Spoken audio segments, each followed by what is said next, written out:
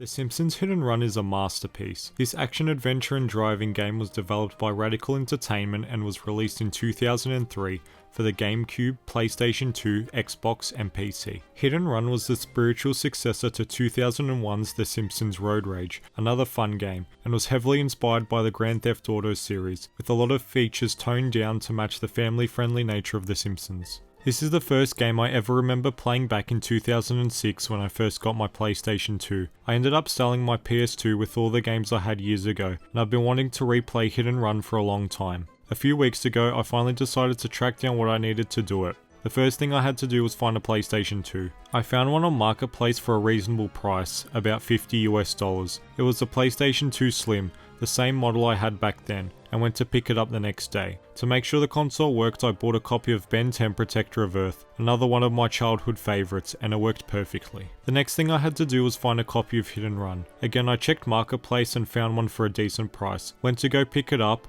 checked the bottom of the disc, and oh boy, it was scratched to hell and back. I second guessed buying it, but PS2 games are known for being scratched, so I thought it would still run. I bought it, took it home, inserted the disc, and the game didn't even know what it was supposed to be. There was no way I was going to get it working, so I had to keep looking. I did some more research and found that a retro game store had just opened in my area. I went there and found another copy of Hit and Run in near perfect condition. I bought it, turned on my PS2, and was instantly transported back 17 years. I managed to complete the main story and most of the additional content in a few days. I remember the game being much harder.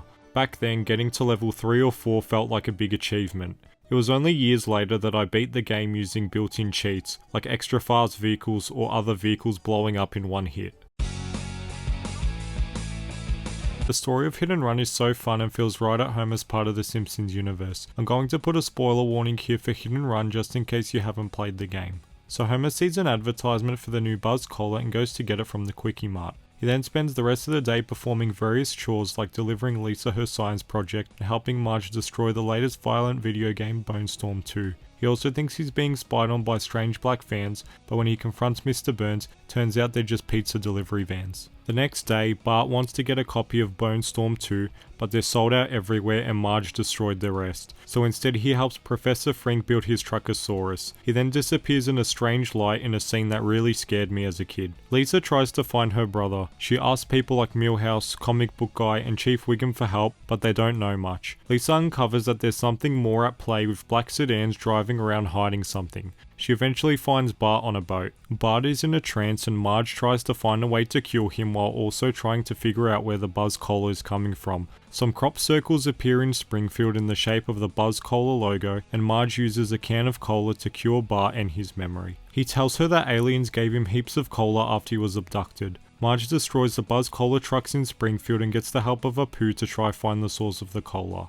Apu gets sidetracked but manages to trace the cola to the Springfield Museum where the cola is dripping from a meteorite. The two iconic Simpsons aliens, Kang and Kodos, are making the people of Springfield go crazy so they can record content for their Galaxy broadcast show, Foolish Earthlings. They record the show using WASP cameras, and since it's losing viewers, they put cola in the town's water supply and distribute laser guns across Springfield. Bart tries to stop them but fails, and the cola ends up raising the dead. On Halloween night, Homer discovers that the aliens' weakness is nuclear waste. He saves the day by driving nuclear waste into the aliens' tractor beam. The alien ship explodes, killing them. Homer grows a third arm because of the waste, and the game ends with Homer getting a visit from the aliens across the galaxy who are fans of the show.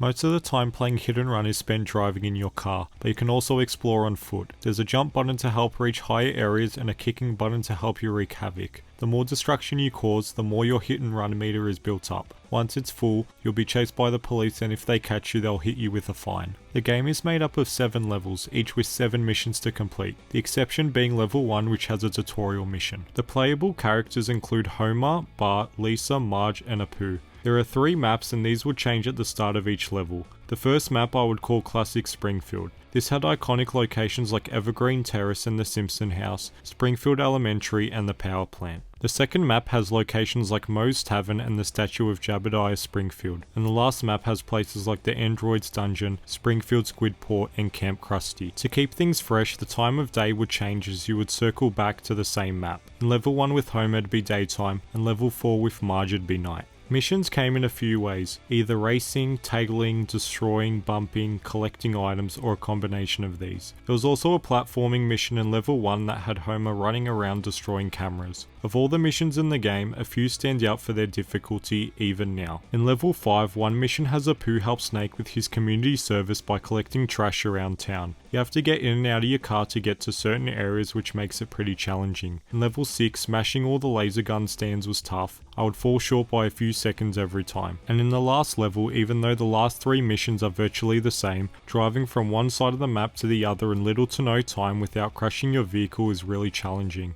especially when the roads are packed with so many extra drivers compared to the earlier levels.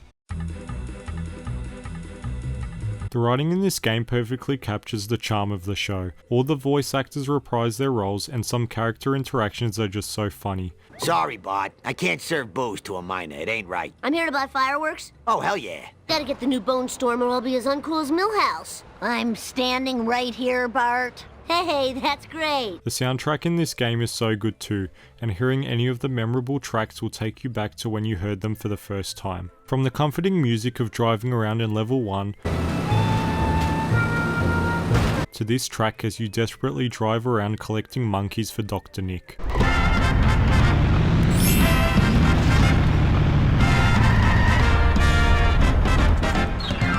Apart from the main story missions, there are so many other things you can do, and I think this is where the game really shines. First, there is a bonus mission in every chapter that will unlock the vehicle of a well-known Simpsons character, like Cletus or the comic book guy. There are also 3 races in every level. A time trial hosted by Millhouse, circuit races hosted by Nelson, and checkpoint races hosted by Ralph. In the circuit and checkpoint races, you would come up against the main playable vehicle in the next level. It had better stats, so you either had to be a really good driver or try to crash your opponent's car and get so far ahead they would never catch you. You get a unique car in every level if you beat all 3 races, so it's worth completing them all. And if you need some extra coins, there's even a wager race you can participate in. There are 3 character outfits in each level to unlock, all taken from classic episodes of the show, like Homer in his Stonecutter's outfit or Marge in her officer uniform. Each level also has 7 collector cards that features items from iconic episodes. You'll find those wasp cameras I mentioned earlier around the map that you can destroy, and these increase in difficulty with every level. There's a bunch of things to interact with called gags that will do something amusing. There's even a secret vehicle to find in every level. Who could forget the rocket-powered car in level 1? It couldn't take a hit, but it was fast.